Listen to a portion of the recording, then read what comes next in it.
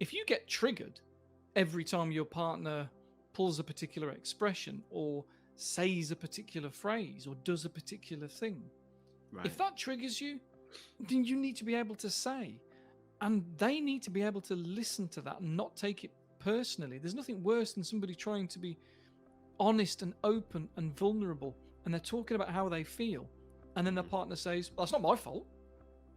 I Right. didn't. Immediately, I'm on defense.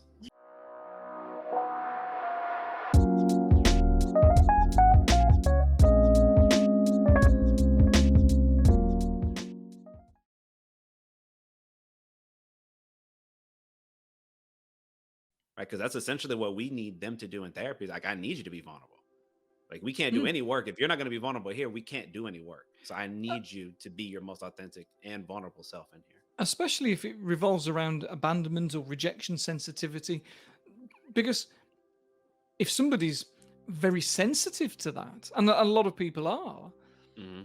and that is the cause of a lot of somebody's anger or anxiety, is they're going to leave me, or they Hmm. don't really like me, they don't really love me after all.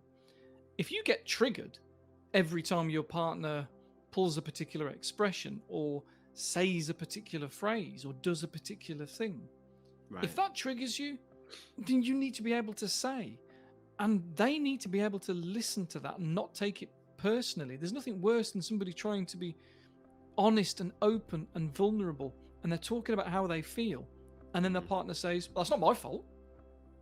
I Right. didn't. Immediately, I'm on defense. Yeah, and that's not the point. That's not why I'm telling you that I feel rejected or abandoned. I'm not rejecting you. It's your fault. That is. It's your problem, not mine. Oh. Ooh. Ah, Oh, God. and it just adds fuel to the fire. Yeah. So to be able to sit down and say, "Look, this is what's going on with me," and we might have to start that conversation with, "I know this is my thing, and this is not your fault. This is my stuff, and I'm dealing with it. But Hmm. when you turn your back on me like that, I feel really rejected. Maybe it reminds me of something from when I was a kid, I don't know, but I just feel small and insignificant, and I feel Yes. unloved, and it Yes. hurts. And I know you didn't mean that. That's not what you're saying when you turned away. When you turned away, what you were saying was, I can't be bothered with this, I'm too busy right now." Hmm. But what it felt like is that you're going to leave me. You don't love me. The marriage has been a lie, for example. I'm just Hmm. waiting for you to push me away and meet somebody else and just leave me. That's how it Yeah. feels. And if we can have those conversations, we can heal together. Yes, sir. Yes, sir. Absolutely. That was so powerful what you just did. That role play you just did, Mm, and I love doing that as well. mm, Because yeah, that to me, that's the power of learning the language and how to express ourselves, right? Like, if I was being a traditional man, perhaps in that scenario you just painted, I mm. would just yell, scream, slam the door, probably jump in my car and go speed off, Yeah, and be cursing the whole way I'm out. F this, F you, I don't care about this anymore. Gone. yeah, But the truth was probably more what you were saying. All from that one action. I just turned my back and I made you feel insignificant or worthless. mm, Because maybe when I was growing up, that's what my father did to me. And so I don't feel like I have a lot of inherent value because of the way that I was mistreated pretty much my entire upbringing. And mm. the last person I would ever want to feel that from is you, my partner.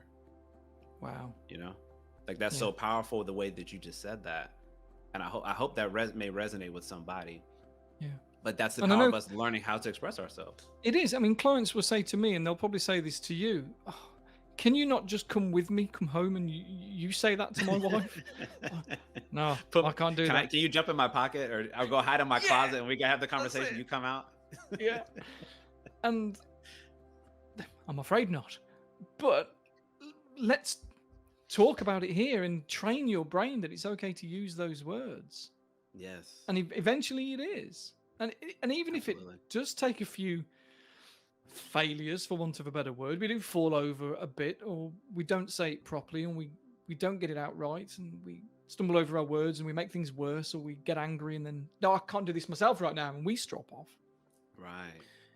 if we have to do that 10 times before on the 11th, we go, actually, what I mean is this, and it's my thing, it's my problem, and I'm dealing with it. But I wonder if there are things that you can do that can help me, so that we can literally live happily ever after, because that's what we signed up for when we got together. Yes, sir. Because that's what we both want, isn't it? Yes, it is. Yeah. That is what I want. I just want us to be happy. Well, we need to practice this. We need to practice these conversations and not take things personally. Yes. No, that's so important what you're saying there. And even I would add to that, this is one thing that I've always thought is helpful, because sometimes, I can imagine you've probably been in a situation where you've had a client where they try to maybe express themselves to their partner, man or woman, and but they don't always communicate it the best. Yeah. Maybe they get lost in like getting caught up on tangents. So like somebody brings up something and they chase that, and they bring up something else and they chase that, and they lose sight of what they came to talk about. I'm a big believer in like scripting out. The same reason why I love journaling so much. It's like, it's okay to script out what you need to say if you know that in the moment, some people don't always do, or it's not always as easy for them to formulate their thoughts and opinions in real time. Right? Some people need time to collect themselves, to really put together what they really mean. So I'm a big believer in that when you got to have difficult discussions, especially, right, to document and script out a bit of what you're trying to say, so that way you stayed on target. So before we chase like 5 or 6 other issues that might end up coming up, let's resolve this one first, because this one's going to create the biggest impact right now.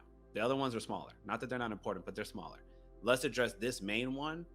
And I want to be intentional about the vocabulary and the verbiage that I use, because I don't want to offend you.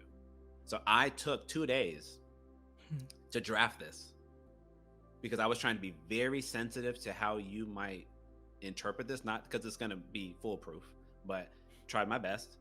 And I wanted to be very intentional in the way that I expressed to you how I felt, so that way I get it out, right?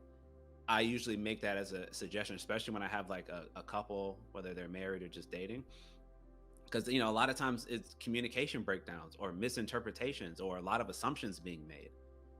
And I feel like that's a better way to try to help address that, especially those really uncomfortable conversations where you're already uncomfortable even having to sit down and start it or initiate it.